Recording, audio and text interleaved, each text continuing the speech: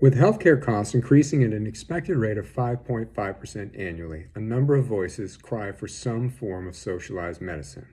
But we would be wise to look at the causes of rising healthcare costs before supporting measures which can only drive costs higher.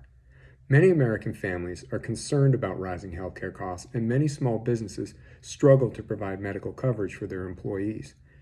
Far from making healthcare more affordable, government interventions in the medical industry have caused a steep rise in healthcare costs.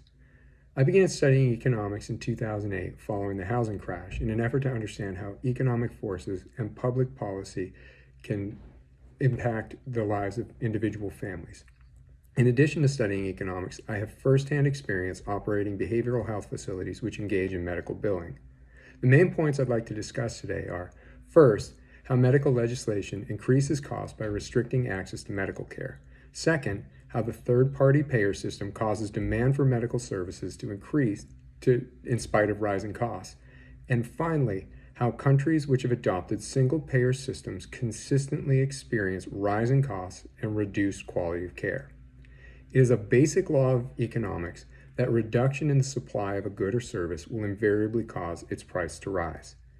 The American Medical Association, in an effort to raise the salaries and prestige of physicians, had long sought to restrict the output of medical schools in an effort to control the number of competing doctors.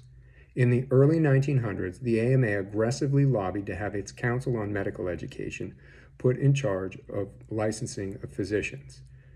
Their lobbying efforts were helped in large part by the publication of the Flexner Report.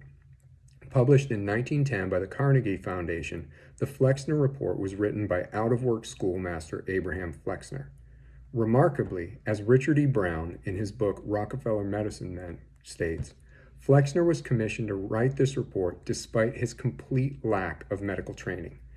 There is suspicion that much of the report was actually derived from reports furnished to Flexner by the AMA and other interested parties, including the Rockefeller Institute of Medical Research, whose first director, the foundation's own records show, just happened to be Abraham's brother Simon.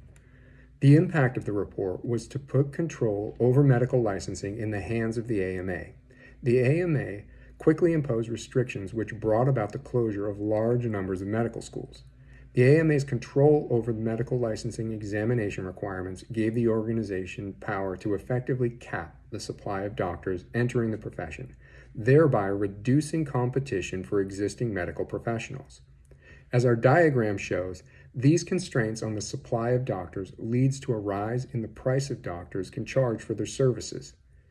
While the impact of the AMA's regulatory control is a simple matter of downward pressure on the supply side of the equation, things get more complicated as we consider the effects of a third-party payer on pricing.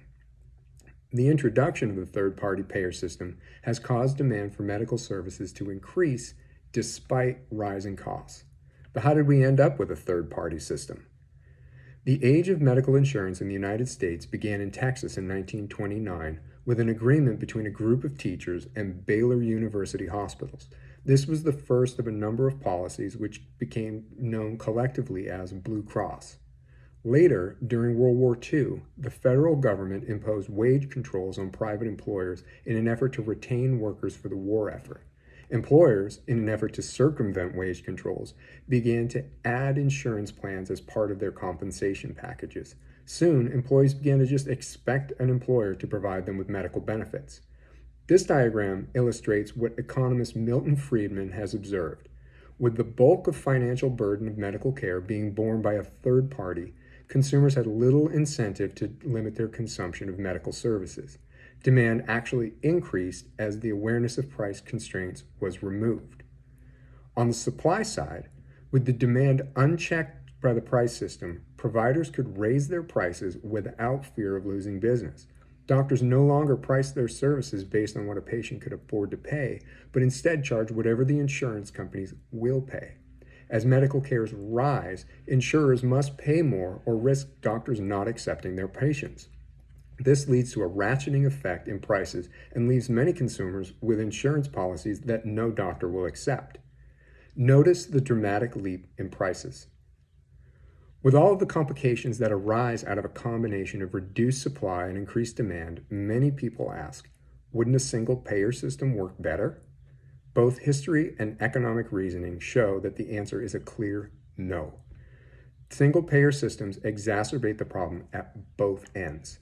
Take, for example, countries like Great Britain or Canada, which have adopted single-payer systems. In Great Britain, the National Health Service has consistently been underfunded, understaffed, and has suffered excessively long wait time for services since its inception in 1947. The British Red Cross have gone so far as to declare conditions at the NHS a humanitarian crisis. In Canada, according to Peter St. Onge, senior economist at the Montreal Economic Institute, Canadians pay out-of-pocket healthcare costs close to what Americans pay, yet Canada's tax burden is 36 to 51% higher than America's. Despite this tax burden, government rationing via global budgets leaves Canadians to face long waiting lists, shortages of equipment, outdated drugs, and endemic staff shortages. Because of shortages, many Canadians every year choose to come to the United States and pay out of pocket for medical services rather than utilize their own national healthcare system. Our diagram shows how price controls under single-payer systems cause such shortages. In conclusion, we can see how medical legislation has increased costs by restricting access to medical care. We also see how the introduction of a third-party payer system has caused demand for medical services to increase in spite of rising costs. And finally, we see how countries which have adopted single-payer systems have experienced rising costs and reduced quality of care. From these points, it is clear that as governments increase their involvement in the healthcare industry, the costs of care invariably rise while the quality of care steadily declines. As the debate for national healthcare heats up, I adjure you to consider the harm caused by government intervention in the healthcare industry. It is so important to understand the cause of rising medical costs before attempting to solve the problem.